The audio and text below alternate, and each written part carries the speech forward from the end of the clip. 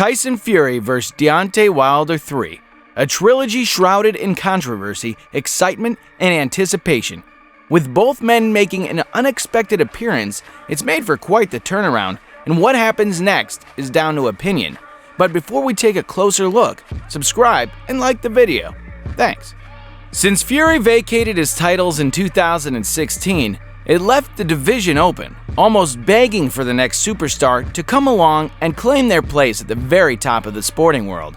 And the man boxing fans were looking for, the next big thing, came in the form of a 6'6", 230-pound knockout artist from Watford, London, Anthony A.J. Joshua. What is keeping Leo up?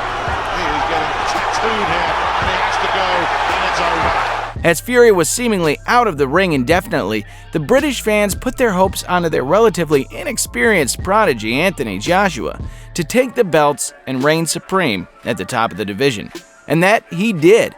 Over the past 5 years, Joshua has gone on to become a two-time unified heavyweight champion, defeating names such as Vladimir Klitschko, Alexander Povetkin, Joseph Parker, and fellow domestic heavyweight contender Dillian White. From White, but the legs are betraying him, and down he goes. However, since Fury's comeback, the boxing community believed there to be three main contenders for greatness in the division: Tyson Fury, Deontay Wilder, and Anthony Joshua. It has long been said about boxing in recent times that champions rarely face champions anymore, and that the sport has become too political for most of these super fights to happen anymore, especially in the heavyweight division. Although that was all to change soon enough. On the 1st of December 2018, the WBC champion Deontay Wilder would take the ring in a highly anticipated championship bout with Tyson Fury at the Staples Center in Los Angeles. You big swinger. I was going to call you a plumber, but you're not. You're a big swinger.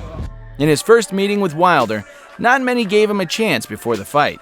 Given that at the time he had been out of the ring for nearly 3 years and ballooned up to an astounding 400 pounds, it was clear to see why the media nor the general public were on the side of Fury in this one. However, it wasn't just because of Tyson Fury's inactivity that made him an underdog with the bookmakers. It was the man standing at the other end of the ring that was the main cause for concern: Deontay the Bronze Bomber Wilder. As predicted, Wilder's almost supernatural power, especially with the right hand, would prove to be detrimental to the outcome of the fight. Although Fury won most of the rounds, because of Wilder's 2 knockdowns, it wouldn't be enough for the Gypsy King to secure his first belt since returning to the ring. After the fight, not many positive headlines were to be seen regarding the still champion Deontay Wilder. Most of the attention came in the form of praise and adoration for Britain's Tyson Fury, with many believing, despite the knockdowns, he should have won on points. To say the fight was inconclusive would be somewhat of an understatement, and on the 22nd of February, the pair would meet once more in a blockbuster-billed unfinished business under the bright lights of Las Vegas's MGM Grand Garden Arena. Before the bout took place, discussion was rife amongst the boxing media and fans alike. Can Fury last all 12 rounds again?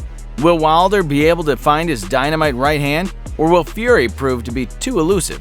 Is Tyson's confidence dented after the 2 heavy knockdowns he took in their last fight?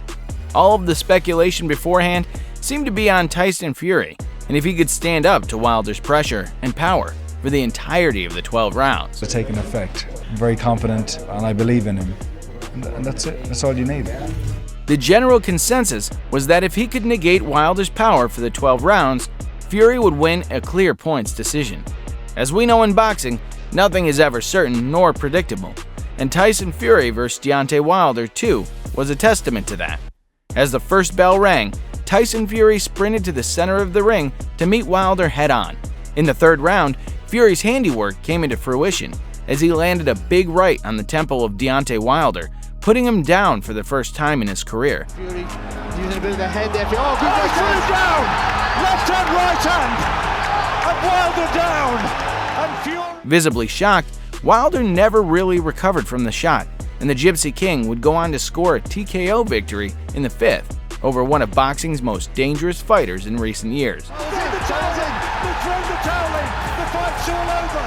The fight's all over! Wow. They've thrown... With fellow world champion Anthony Joshua also avenging his defeat to Andy Ruiz Jr. to claim his titles back around the same time, this seemed like perfect timing. Arguably one of the biggest fights in boxing history seemed to be just around the corner. With the pandemic delaying proceedings, it gave both teams enough time to come to a formal agreement for a potential bout in late July or August, planned to be hosted in Saudi Arabia for the unified, undisputed heavyweight championship of the world. The date, the venue, and even the contract appeared to be signed and booked. However, Wilder and his team remained certain he deserved a trilogy with Fury, and just before the unification between Fury and Joshua seemed to be finally confirmed with a date, Deontay Wilder won his arbitration case against Tyson Fury, with the judge ruling and forcing in favor of a third fight between the pair. The boxing media couldn't report the news quick enough, and the fans were subsequently left in outrage. After so many months of back and forth talk, both on social media and behind the scenes, it seemed the fight was done and dusted, days away from being announced officially. With Wilder suffering an embarrassing KO defeat at the hands of Tyson Fury, it's safe to say he was momentarily out of the heavyweight picture. However, since the defeat, Deontay Wilder is looking as focused and determined as ever to save his career at the top.